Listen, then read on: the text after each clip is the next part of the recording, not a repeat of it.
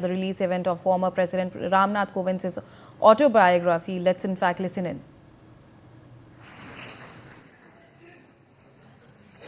और अगर शॉर्टकट के रास्ते से भी कहीं बाहर निकलना है तो मैं नौजवानों को कहूंगा, आपको जिसका भी पसंद हो ऑटोबायोग्राफी जरूर पढ़ें।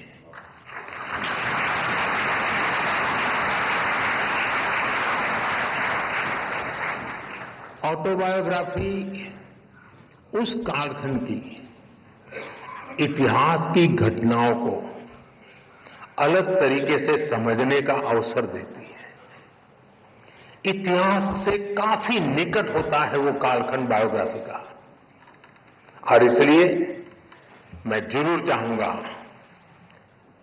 कि कोविंद जी की जो मेहनत है वो आने वाली पीढ़ियों को काम आए, युवा पीढ़ी को विशेष रूप से काम आए। बहुत बहुत शुभकामनाएं, बहुत बहुत धन्यवाद।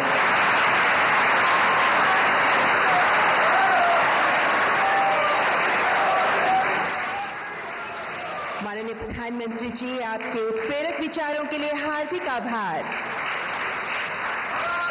इस पावन एवं गरिमामय अवसर पर मैं माननीय लोकसभा अध्यक्ष श्री ओम बिरला जी, परम आदरणीय पूर्व राष्ट्रपति श्री रामनाथ कोविंद जी तथा माननीय पूर्व प्रथम महिला श्रीमती सविता कोविंद जी के प्रति भी हार्दिक कृतज्ञता व्यक्त करती हूँ। ये आत्मकथा और इस Visuals that were coming in terms of the book launch of the autobiography of when we talk about Ramnath Kovind, and Prime Minister Modi is present over there and he gave an address during the book launch, and you can see the visuals on your screens as well. But when we talk about this,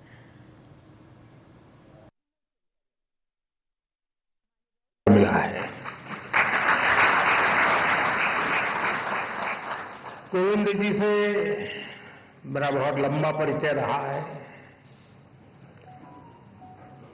उन्हें करीब से जानने का भी अवसर मिला है, और राष्ट्रपति के रूप में उनका मार्गदर्शन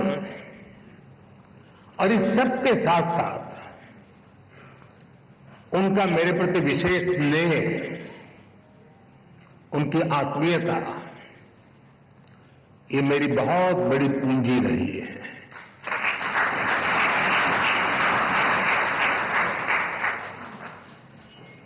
मैंने उनके जीवन को जितना समझा है,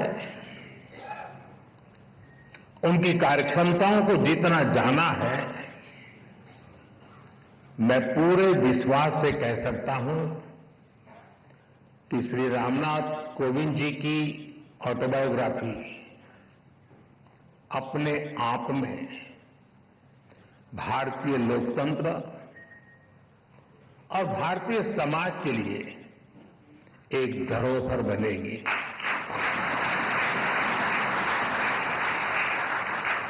कोविंद जी की जीवन यात्रा, समाज और राष्ट्र के लिए उनका योगदान, ऐसा कितना कुछ है जिसके बारे में मैं विस्तार से बात कर सकता हूं, लेकिन बुक रिलीज में केवल कर्टन रेजर ही होना चाहिए। आप सब किताब का पूरा लाभ पढ़कर ही लें तो ही ज्यादा अच्छा है।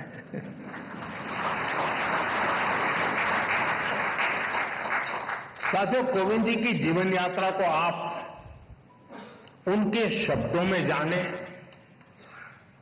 उनकी लेखनी को, उनके अनुभवों को देश की नई पीढ़ी पढ़े। इससे हर किसी को काफी कुछ सीखने को मिलेगा। मैं रामनाथ कोविंद जी को इस आत्मकथा के लिए बहुत बहुत बधाई देता हूं। साथियों, कोविंद जी ने अपनी इस पुस्तक को बहुत ही सटीक नाम दिया है, Triumph of the Indian Republic, my life, my struggles. कहने का भाव ये कि जीवन और जीवन के संघर्ष उनके व्यक्तिगत है, लेकिन उन संघर्षों के परिणाम स्वरूप मिली जीत भारत के गणतंत्र की है, भारत के लोकतंत्र की है। साथियों, हम सब अक्सर अनुभव करते हैं कि इंसान का एक स्वभाव होता है, लोग अपनी सफलता का श्रेय खुद को देते हैं और जीवन की मुश्किलों के लिए, कठिनाइयों के लिए समाज को जिम्मेदार ठहराते हैं। लेकिन जब हृदय उदार हो, भारतीय संस्कार हो, तब व्यक्ति समाज की कमियां निकालने में समय नहीं गंवाता। वो उसके सकारात्मक पक्ष पर फोकस करता है। वो अपनी सफलता में समाज को बराबर का भागीदार मानता है। कोविंद जी की आत्मकथा और उसका शीर्षक इसके उदाहरण है। आप उनका जीवन देखिए। एक बेहद सामान्य परिवार में, कानपुर देहात में उनका जन्म हुआ। कोविंद जी ने अभी भी कुछ वर्णन किया और अपनी किताब में भी लिखा है कैसे गर्मी के मौसम में एक दिन उनके घर में आग लग गई। उनकी मां अपनी चिंता छोड़कर घर की चीजों को बचा रही थी। आखिर एक सामान्य परिवार में मां के लिए एक एक चीज बच्चों के पालन पोषण का जरिया होती है। उसी कोशिश में आग में फंसकर उनकी माताजी की मृत्यु हो गई।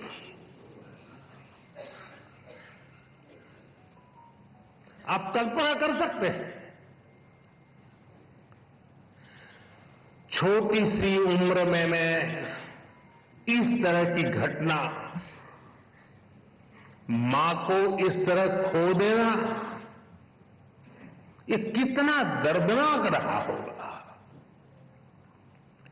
मैं तो भाग्यशाली रहा हूं। मेरी मां 100 साल से भी अधिक जीवित रही और मुझे आशीर्वाद देती रही।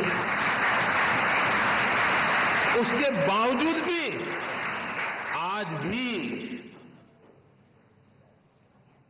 मैं मां की कमी महसूस करता हूं।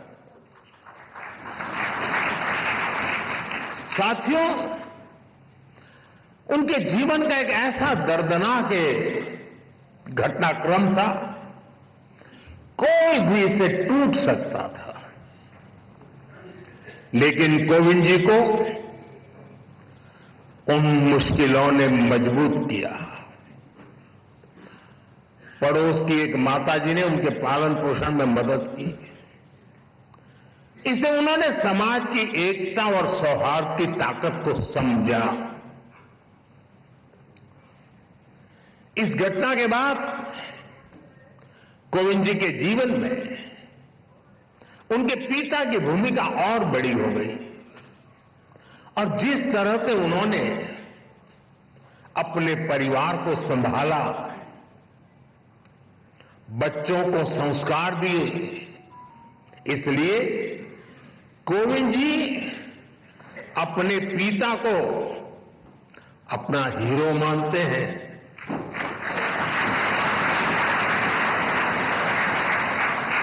साथियों, बचपन के इन संघर्षों के बीच कोविंद जी ने शिक्षा को अपने सामर्थ्य को बढ़ाने का मार्ग बनाया।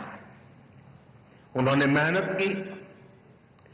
उन्होंने संसाधनों की कमी को कमजोर नहीं बनने दिया और एक ऐसे मुकाम तक पहुंचे जिसकी कल्पना भी तब लोगों ने नहीं की होगी।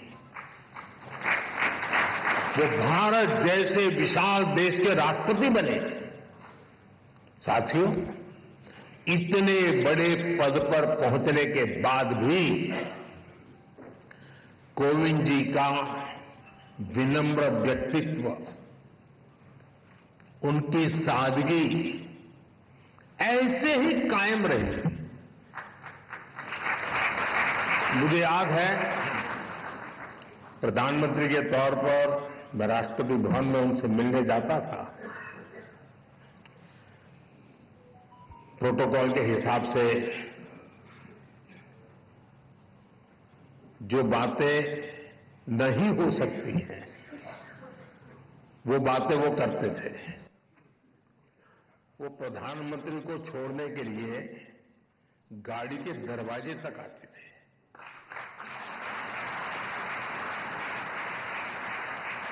मैं शुरू में उनको प्रार्थना करता रहता था, प्लीज आप ऐसा मत कीजिए, लेकिन उन्होंने जीवन के आखिर तक अपनी उस विनम्रता को भी छोड़ा नहीं।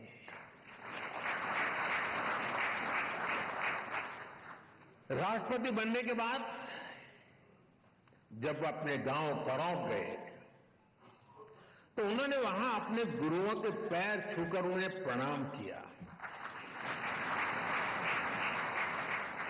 गांव की मिट्टी को नमन करके उन्होंने गांव के सामान्य लोगों का धन्यवाद किया। पूरे देश ने वो भावुक दृश्य देखा था। उनके इस आचरण ने दुनिया के सामने भारत के संस्कारों की ऐसी तस्वीर सामने रखी जिस पर हर भारतवासी गर्व करता है। साथियों, गुलामी के सैकड़ों साल में हमारे देश ने आर्थिक और सामाजिक रूप से बहुत कुछ खोया था। हमारे पूर्वजों ने सदियों तक संघर्ष किया। महात्मा गांधी, बाबा साहब आंबेडकर, ज्योतिबा फुले, सावित्रीबाई फुले, ऐसी कितनी ही महान विभूतियों ने भारत के नवनिर्माण का सपना देखा था। एक ऐसा भारत जहां गरीब से गरीब, वंचित से वंचित को शिखर तक पहुंचने का अवसर मिल सके। कोविंद जी जैसे व्यक्तित्वों ने अपने श्रम और काबिलियत से केवल खुद का जीवन ही बदला, इतना नहीं है, उन्होंने सदियों के उन स्वप्न को, उस विजन को भी साकार करने में अपनी अहम भूमिका निभाई है। और इस दिशा में हम सबके प्रयास अभी भी जारी है। हमें भविष्य में कोविंद जी जैसे अनेकों युवा चाहिए जो परेशानियों से परास्त न हो, जो मुश्किलों से मायूस न हो, बल्कि अपनी मेहनत से हर मंजिल को आसान बनाने का हौसला रखे। All right, Prime Minister Narendra Modi has urged the youth to stay away from the culture of shortcuts and instead draw inspiration from the lives and experiences of others.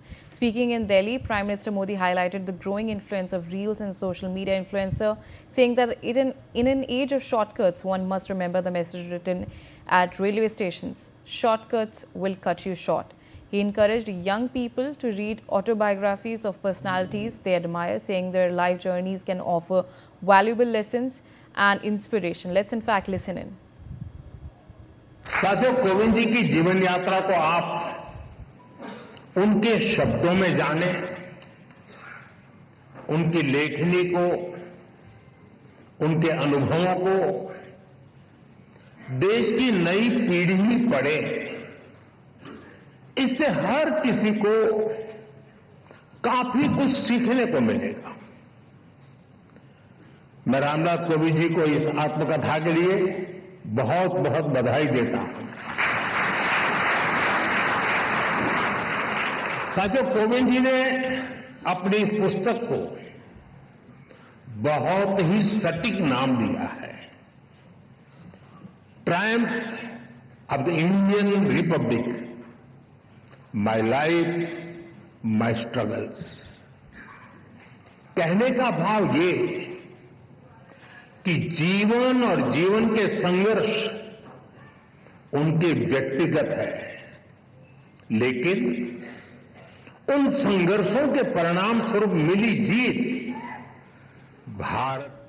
All right, now joining me on the telecast is my colleague Sanjay Sharma. Sanjay, take us through the details that are coming in terms of this book launch that Prime Minister Modi was part of. देखिए, प्रधानमंत्री नरेंद्र मोदी बड़े statesman माने जाते हैं और उन्होंने जो आज बात कही है कि शॉर्टकट अगर आप युवा मारेंगे, इस उम्र में के युवा जेनजी मारेंगे, तो वो उनको उनके जीवन में उनको आगे बढ़ने का मौका नहीं देगी, आपको शॉर्ट रख देगी, आपकी लाइफ भी शॉर्ट कर देगी, आपकी हाइट भी शॉर्ट कर देगी। आप शॉर्टकट से बचिए और अपना काम, अपना मुकाम हासिल कीजिए।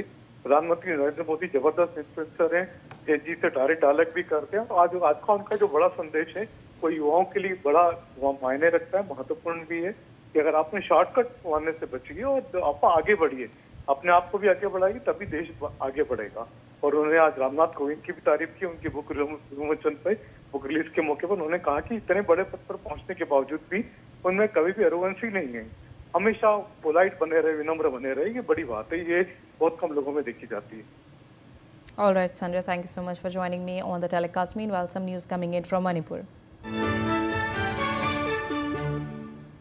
Fresh violence has been reported from Manipur.